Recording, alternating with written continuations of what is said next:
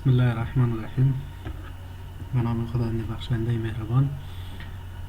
در ادامه درس‌های قبلی خود در رابطه با مضمون نتورک و سایبر سکیوریتی، درس گذشته ما گفتیم که اگر بخوایم ما از اپراتینگ سیستم یا iOS اینترنت ورک اپراتینگ سیستم تمام دیوایس های در معمول اگر وقتی ما به شبکه کانکت میشیم ما نیاز داریم به تلنت، یعنی ما در مجموع به راوتر و سویچ توسط تلنت کانکت میشیم. دیوایس ها را نمیتونیم ما توسط کیبل با اونا کانکت شویم، یعنی اونا پذیرش کامند لاین اپریشن برای ما نمیده. اگر توسط کیبل کانکت شویم فقط برای ما چی میکنه؟ فقط یک اینترنت برای ما میده.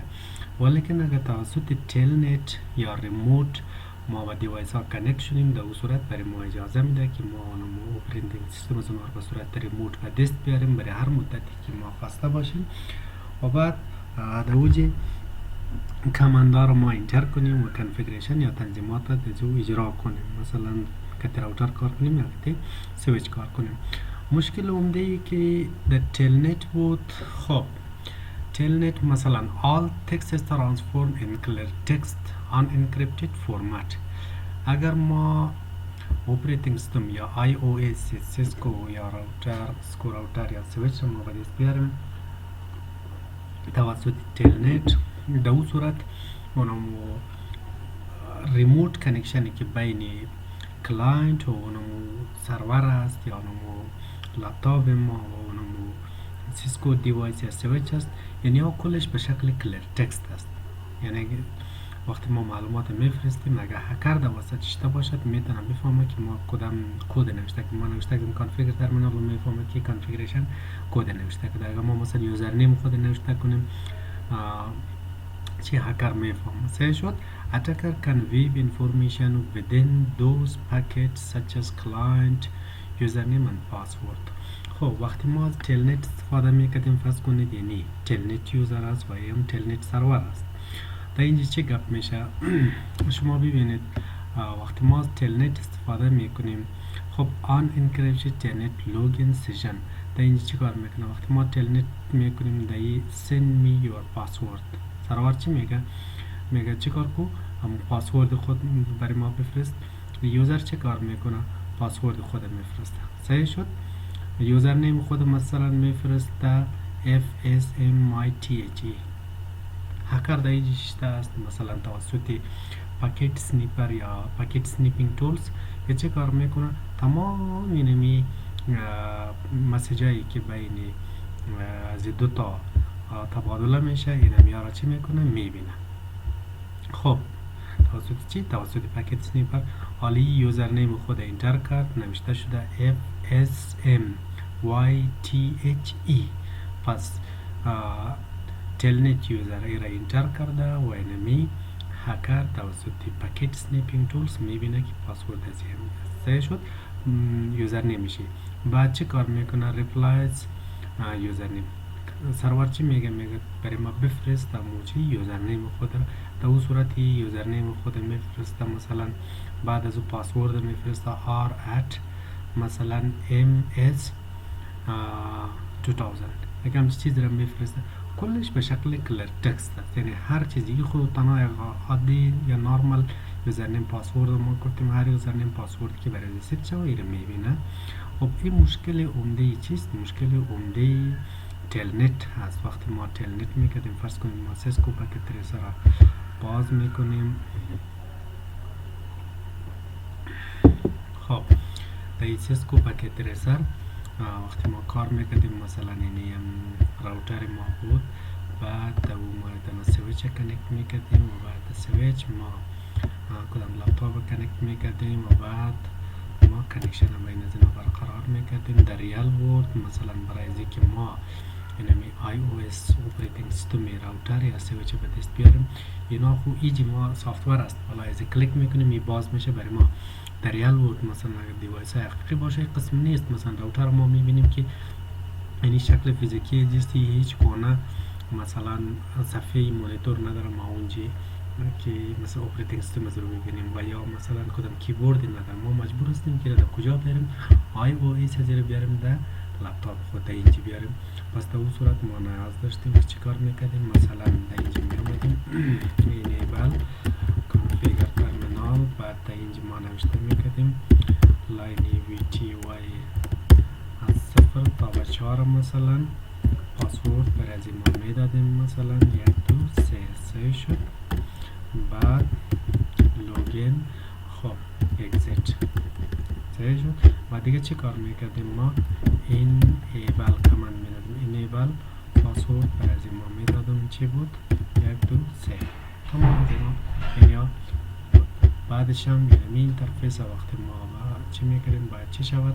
آن شود. اینترفیس از ما یک آی پی میدادیم مثلا 1.1.1. خب ایره چی میکردیم؟ روشن میکردیم، حالی شد صحیح. بعد ما میامدیم اپریتینگ سیستم میره ما چیکار میکردیم؟ در لپتاپ به دست میوردیم، در دسکتاپ در ایجی ما باید برای ایجی آی پی بدیم، ما میگیم 1.1.1.2 3 هرچی باشد، گیتوی از این باشه 1.1.1. و خب بعد ما چه کار میکردیم؟ در کمند پرامپت میامدیم در اینجا تلنت نوشته میکردیم، بعد از تلنت آی پی هم دیوایس. خب از ما چه کار؟ یوزر اکسس وریفیکیشن پاسورد چی بود؟ 1 2 3.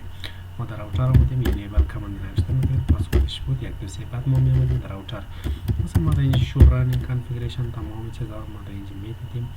خب اینال هر چیزی که ما نوشته میکردیم در صورت تلنت یعنی به صورت کلر تکست است. اگر چی مثلا هر چیزی که ما از اینجا میفرستیم، فرض کنید ما مثلا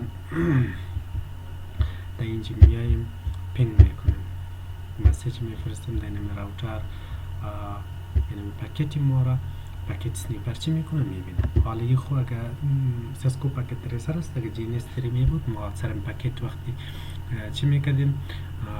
کلیک میکردیم، رایت کلیک میکردیم، مکمل نشان میداد چه نوع پاکت است، سورس آی پی ما چیست، دستینیشن آی پی ما چیست، مثلا سورس مک ادرس چیست، دستینیشن مک ادرس چیست، کدام نوع، حتی ما خود دیتای ما رو پاکت را میتونه ببینم. خاطر چی که تمام ترانزکشن بین همین دیوایس ها به شکل چیست؟ به شکل کلر تکست هست. و یا مثلا اگر ما میخواستیم سویچ را سویچ مثلا ریموت سیستم یعنی سویچ به دست بیاریم، در اون صورت ما چه کار میکردیم؟ کانفیگر ترمینال مثلا ما در اینجا اینترفیس ویلن 1 برای ما آی پی ادرس میدادیم 192.168.1.1 مثلا 255 بعد 0 مثلا نو شت داون کمان. خب بعد در اینجا ما چی میکردیم؟ اگزیت لاین وی تی وای از 0 تا به 4 پاسورد برای ما میدادیم 1 2 3. هنگام لوگین شدن ما میتونیم از ما پرسان کنه اگزیت.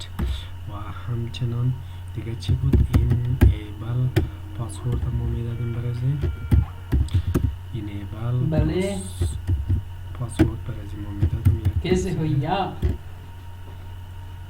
ایبل پاسورد برای ما میدادیم 1 2 3 اگزیت. کسی هویا. بعد ما چه کار میکردیم؟ در اینجا میامدیم لپتاپ دیگر میماندیم و این لپتاپ ما کنکت میکردیم دیگه ایرام دیلیت ریال تایم.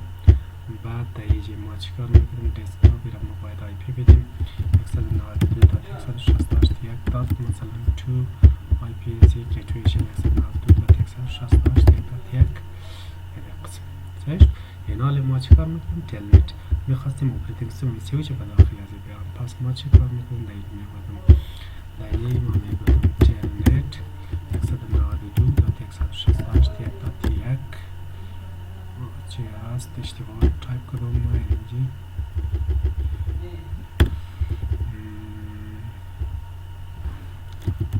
تلنت 192.168.1. خب مثلا پاسورد چی بود؟ 1 2 3. انیبل کماند هم ما نوشتم گفتم پاسورد چی بود؟ 1 2 3. پس ما آمدیم در سویچ شو رن، یعنی کلش به صورت چیست؟ به صورت کلر تکست است. در این بود ما استفاده میکنیم یک همچی کار است، همچی سناریو است، ولی که این شکل چیست؟ به شکل کلر تکست است ما باید چیکار کنیم ایره ما به شکل انکریپتد فرمت یعنی یک سیژن باید ایجاد شود اینجا که ما را تبادله میکنیم دیگه کسی او رو نبینه از اون خاطر است که ما امروز چی میگیم درابک تلنت می بود که تمام معلومات به شکل کلر تکست بود هکرها توسط پکیت سنیپینگ تولز یا توسط وایر شارک میفهمید که مثلا پاسورد را اگر میزد مثلا اینجا پکیت از ICMP مسیج ما میفرستیم پینگ میکنیم در کامند یا ICMP ریپلای است یا ایکوست یا هر چیزی که باشه سر همو اگر رایت کلیک کنه سی مثلا the message content باز در اونجا میبینه پاسورد چیست welcome underscore to 1969 سیشت بعد دیگه تمام چیزا سیستم لود نگی وقت است مثلا زمانی که یاردو نگوشیشن شروع کردم مثلا از کدام زمان بوده سورس آی پی چیست دستینیشن آی پی چیست کانتنت مسیج چیست تمام از اینا را میبینه توسط چی؟ توسط وایر شارک هم میتونه ببینه توسط نارمال پاکیت سنیپینگ تولز هم میتونه ببینه تمام از اینا را میتونه ببینه پس رای حل برای ما چیست؟ رای حل برای ما است که ما از تلنت برای ذکر شبکه ما سکیور شبکه باشد یعنی هکرها در اونجا نفوذ نکنه پاکیت ما را دیده نتوانه ما باید چیکار کنیم از تکنولوژی دیگه استفاده کنیم که او به نام چیست سکیور شیل است وقتی ما سکیور شیل استفاده میکنیم در حقیقت در اینجا چی میشه یک تنل یک پول بین اینمی ریموت سیستم و ریموت کلاینت ایجاد میشه تلنت یوزر و تلنت سرور یک پول ایجاد میشه که این پول در شبکه وصل نیست جداگانه است هکر اگر هر قدر بخواه که ببینه در پول داخل شده نمیتونه به خاطر چی که او انکریپت میشه یعنی تمام سیژن ما چی میشه انکریپت میشه هر مسیجی که ما میفرستیم کلش فرمتش چی میشه تبدیل میشه از چی استفاده میکنه از RSA خب از رایویز شمر ادلمان اینا پابلیک کی انکریپشن الگوریتم است که اینا فعلا فهمیدنش برای ما مشکل است چون ما در بخش کریپتوگرافی نرستیم تنها ما فعلا در بخش بیسیک انفورمیشن سکیوریتی هستیم یعنی اساسات سکیوریتی ما فعلا میخوانیم و وقتی ما در کریپتوگرافی برسیم موضوعات ما بسیار مغلق میشه الگوریتم های مختلف ما میخوانیم در رابطه با نحوه انکریپت کردن امروز ما فقط هم تکنولوژی و دقیق کارکرد از اونها رو میفهمیم ولیکن وقتی ما در کریپتوگرافی بیاییم ما مثلا این دیپت تمام چیزا رو میخوانیم امروز ما فقط از الگوریتم ها استفاده میکنیم ولیکن وقتی ما در کریپتوگرافی برسیم ما در اوج میفهمیم که هر الگوریتم ما چطور میتونیم بسازیم و چطور اینا کیای مختلف استفاده میکنه در هر راوند مثلا کلید را چطور میسازه یعنی کلید نباید سیم باشه پابلیک کی پرایویت کی تمام از اینا چیکار میکنه یک راوند روبین فیشن را چی میکنه تایی میکنه تا اینکه کلید از اینا نباید چی باشه تکراری باشه در هر مرحله ما باید چی باشیم کلیدی مختلف داشته باشیم و اینا از توان ما خارج است فعلا بعد درسایش که برسه انشاءالله شما میفهمین خب در مجموع ما چی استفاده میکنیم از سکیور شیل استفاده میکنیم بجای چی برای تلنت SSH is a protocol which provides a secure remote connection to the network device.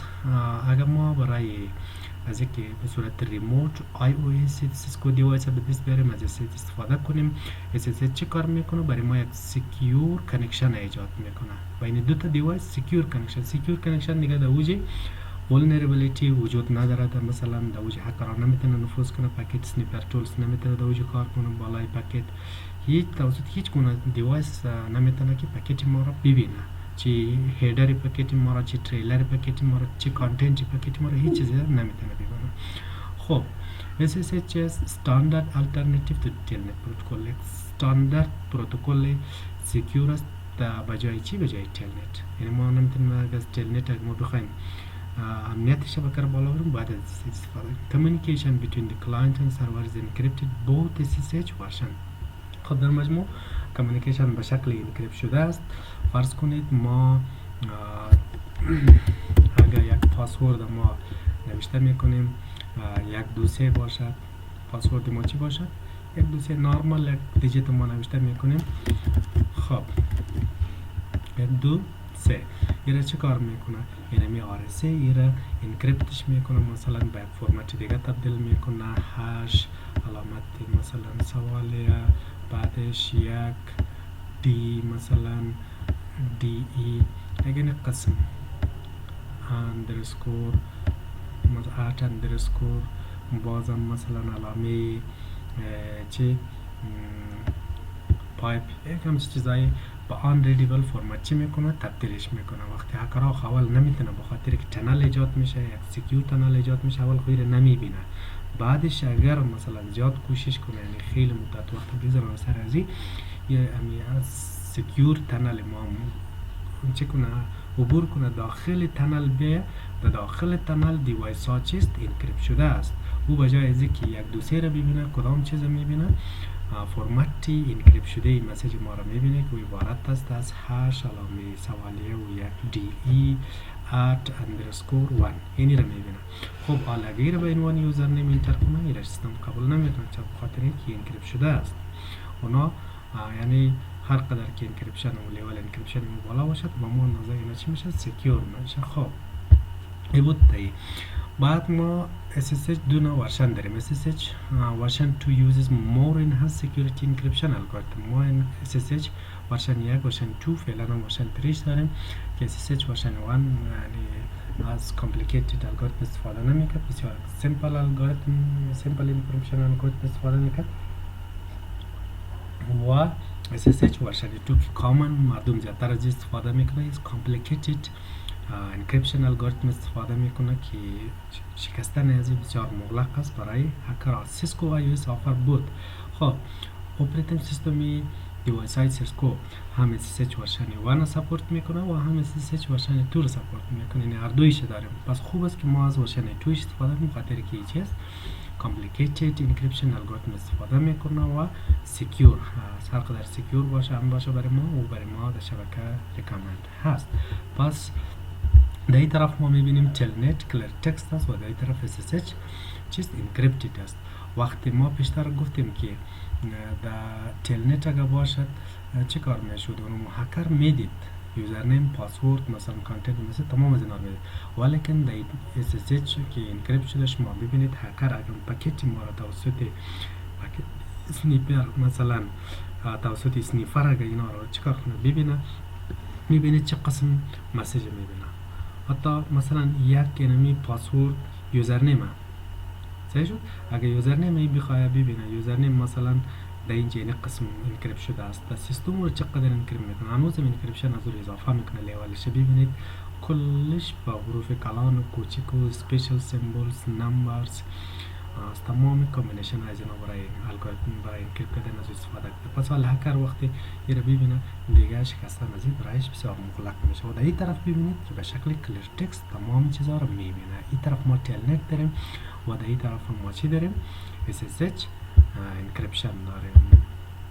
خب فعلا این بود در رابطه با SSH و تلنت. در رابطه با موضوع تیوریزی برای از اینکه ما SSH کانفیگر کنیم. خب SSH کانفیگریشن فیز، خب قبل از اینکه ما SSH کانفیگریشن کنیم دیوایس ها خودشون چه کارا میکنه. SSH perform 3 handshake operation to establish TCP connection. 3 تا هندشیک ما در اینجا داریم. اول هندشیکش چیست؟ سکیور تنل نگوشیشن. خب کلاینت چی میکنه؟ SSH کلاینت یک مسیج میفرسته میخواه که ما چیکار میکنم، ما سکیور تنل را میخوایم بسازم، یعنی نگوشیشن یا شروع از ما میشه. در این نگوشیشن چی کارا میشه؟ میگه از کدام نوع تنلینگ ورشن ما استفاده میکنیم، از کدام نوع هشینگ از ما RSS کریپتو کی اکسچنج مثلا پابلیک کی را میفرسته و توسط پرایوت کی رو انکریپت میکنه، پس هم پابلیک کی رو پس برای SSH کلاینت میفرسته. SSH کلاینت رو به عنوان کلید خود میفرسته و سیستم خودش انکریپت میکنه. اینا ما در درس بعدی میخوانیم که چطور اینا انکریپشن میکنه. پابلیک کی و پرایوت کی رو ما میخوانیم، سیمتریک کی اسیمتریک کی، تمام از اینا است که ما در بخش کریپتوگرافی میخوانیم اینا را. خب این بود اولینش سکیور تنل نگوشیشن. دومش چیست؟ کلاینت اتنتیکیشن. بعد از اینکه تنل ایجاد شد کلاینت چیکار میشه؟ اتنتیکیت میشه. در کلاینت اتنتیکیشن یوزر نیمش پاسوردش مثلا کل از اینا چی میشه؟ اکسچنج میشه. صحیح شد. اینتگریتی مثلا تمام اینتگریتی معلومات در این چک میشه. داتا اینتگریتی میشن، کانفیدنشیالیتی و اویلیبیلیتی مکمل در این چک میشه. کلاینت اتنتیکیشن در یوزر نیم پاسورد مثلا چی کسی هستی تو، چه کارها رو میتوانی و قبل از این تو چه کارها رو کردی. صحیح شد.